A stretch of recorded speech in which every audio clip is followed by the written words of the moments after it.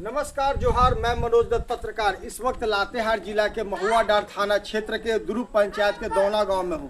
मैं आपको बता दूं कि यह जो इलाका है यह नक्सली संगठन भाकपा माओवादियों का गढ़ माने जाने वाला इलाका है, और जिसे लेकर लगातार इस इलाके में पुलिस का अभियान चलता रहता है, सुरक्षा बलों का अभियान चलता रहता है। नक्सलियों के धरपकड़ के लिए, उनके समर्थकों के धरपकड़ के लिए निरंतर इस इलाके में अभियान जारी रहता है। वही मैं बता दूं कि इस इलाके में जो रहने वाले ग्रामीण हैं वो नक्सली और पुलिस की जो लड़ाई है इससे वो तंग आकर, चूँकि ग्रामीण गांव में रहते हैं, वो उनसे अगर नक्सली खाना मांगते हैं, कुछ हेल्प मांगते हैं तो ग्रामीणों को दहशत के मारे उनका हेल्प करना पड़ता है। वहीं इस बात की सूचना जब पुलिस को होती है तो पुलिस इलाके पहुंचती है और ग्रामीण को अरेस्ट करके जेल भेज देती है। ऐसी स्थिति में ग्रामीणों की स्थिति फुटबॉल टाइप का हो गई है।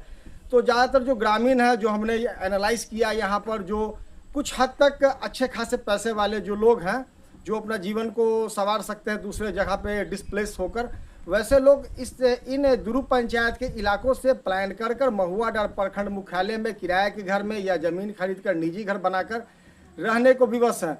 मगर उनकी जो ज़मीनें हैं आज भी यहाँ पर है, वो काफ़ी सुरक्षित तरीके से यहाँ पर आते हैं और अपनी खेती बाड़ी करते हैं। पुनः वो खेती बाड़ी के बाद वो महुआडार जाके वो रहने लगते हैं। मगर इस इलाका जिस इलाके में हूँ, दुरुप जो पंचायत है, यहाँ पर आपको कहा जाए तो पीटीजी ट्राइब, जो आदिम जनजाति के जो जनजाति है, मानव जाति जो है, उनकी स्थिति काफ़ी दयनीय है। चूँकि उनके पास ना तो उनका समाज ही विकसित है, ना उनके पास आर्थिक स्रोत है। ऐसी स्थिति में वो गांव में रहने को ही विवश है, और जिसका नतीजा है आप खुद ही समझ सकते हैं।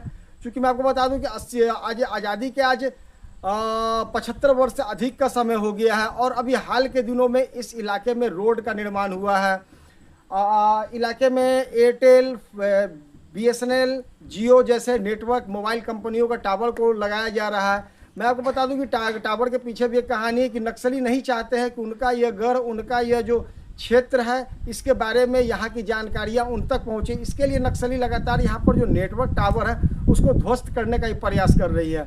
और जो हमारे पुलिस बल है, जिला बल है, सुरक्षा बल के जवान जो है वो लगातार इन इलाकों में आकर कॉम्बिंग ऑपरेशन चलाकर, सपोर्ट ऑपरेशन चलाकर जो मोबाइल टावर्स हैं उनको खड़ा करवाने का प्रयास कर रही हैं, ताकि जो नेटवर्क का विस्तारीकरण इस इलाके में हो वो कहीं से बाधित ना हो। और नक्सलियों का जो गढ़ जो माने जाने वाला इलाका है कि नक्सलियों का नेटवर्क को कैसे तोड़ा जाए, इस नेटवर्क को तोड़ने के लिए इस इलाके में एयरटेल, बीएसएनएल, जियो जैसी कंपनियों के 5G टावरों का निर्माण किया जा रहा है। सबसे बड़ी चुनौती जो इस इलाके में सुरक्षा बलों को झेलनी पड़ती है, मैं आपको बता दूं कि नक्सलियों से लड़ते लड़ते तकरीबन 4 दशक बीत चुके, 40 वर्षों का ये युद्ध चला है। तब जाकर नक्सली कई एक इलाके से या तो ख़त्म हो गए हैं, या तो विलुप्त हो गए हैं, या तो बहुत कम संख्या में बचे हैं। उसी प्रकार से लातेहार जिले में नक्सलियों की संख्या, जो भाकपा माओवादी प्रतिबंधित नक्सली संगठन है, उनकी संख्या मात्र 6 से 7 की संख्या में लातेहार जिले में है। और यूँ मैं आपको मैं स्पष्ट में कर दूं कि लातेहार जिले के महुआडार थाना क्षेत्र में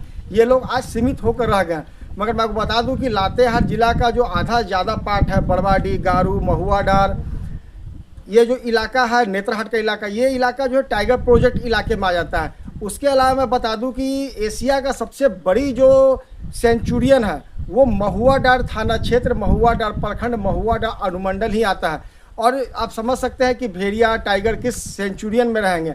जाहिर सी बात है कि यहाँ पर घनघोर जंगल है, डेंस पहाड़ियाँ हैं, सीढ़ीगत पहाड़ियाँ हैं, पठारी पहाड़ियाँ हैं, और ऐसी स्थिति में नक्सलियों की संख्या भी काफ़ी इलाके में पुलिस दबिश पड़ने के कारण काफ़ी कम हो गई है। तो सुरक्षा बलों के सामने यह भी समस्या फेस करना पड़ता है कि आखिर वो नक्सली समझकर किसे उठाएं। और ऐसी स्थिति में नक्सली इस बात का फ़ायदा उठाते हैं चूँकि उनकी संख्या कम है, और हर सुरक्षा बल नक्सलियों को पहचान नहीं पाता है। कभी कभी शायद ऐसा भी होता होगा कि नक्सली वर्दी बदलकर, सिविल ड्रेस में हथियार रखकर वो सामने से गुजर जाते हों और सुरक्षा बलों को पता ना चल पाता हो। और ये इन्हीं सब चीज़ों को लेकर इन इलाकों में नेटवर्क का विस्तारीकरण किया जा रहा था कि जो 5 से 6 की संख्या में जो नक्सली बचे हैं, या तो वो सरकार की जो प्रत्यार्पण नीति है, आत्मसमर्पण नीति है, उसे वो अपनाकर आत्मसमर्पण कर लें, या तो फिर उनका अंजाम उन नक्सलियों की तरह होगा जो अन्य नक्सलियों का होते आया है पुलिस इनकाउंटर में, या तो वो गिरफ्तार हो जाएंगे और जेल के सलाखों के पीछे चले जाएंगे और लंबे समय तक उन्हें रहना पड़ेगा। इन्हीं सब बातों को लेकर मैं आज लातेहार जिले के महुआडार प्रखंड के दुरुप पंचायत के दौना ग्राम में आया था, जहां से मैं अपनी कुछ बातों को आपके साथ साझा कर रहा हूं। धन्यवाद। जोहार। मनोज दत्त की खास रिपोर्ट।